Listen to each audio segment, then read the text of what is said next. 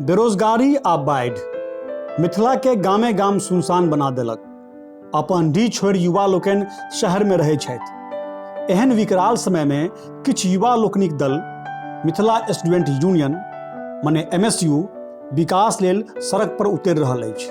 मिथिला के भविष्य लेल, हमर अहाँके भविष्यक लेल। देखल जाय तो मिथिला में कहियो कोनो छात्र संगठन ठाढ़ हेतै आ अपन काज से मिथिला आ मिथिला के बाहर सेहो लोक वेद ओकरा चिन्ह लगतै, ई बात मिसियो भरि नहि सोचल जा सकै छल। मुदा किछु बरख पहिले से मिथिला स्टूडेंट यूनियन अपन काज से जनमानस में लोकप्रिय भऽ गेल अछि। चाहे ओ दरभंगा हवाई अड्डा के मामला होय, या मिथिला के भाषा के मामला होय, या कोनो जघन्य अपराधक मामला होय, या अस्पतालक मामला होय, MSU हमेशा जनता के बात सरकार तक पहुँचाबैत अछि। अखन MSU द्वारा दरभंगा में एम्सक स्थापना लऽ कऽ ईटा अभियान शुरू अछि। किछु लोक के कथन छनि जे MSU काज तऽ बढ़िया करै छथि, मुदा पूरा मिथिला के लेल नहि करै छथि।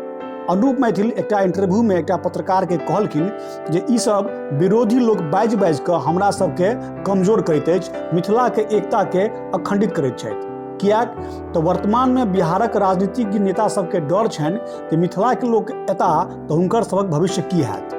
MSU के कार्यशैली पर विरोध तऽ होइ छै, मुदा ओ एहि सबके ताक पर रखैत आगू बढ़ल जा रहल अछि।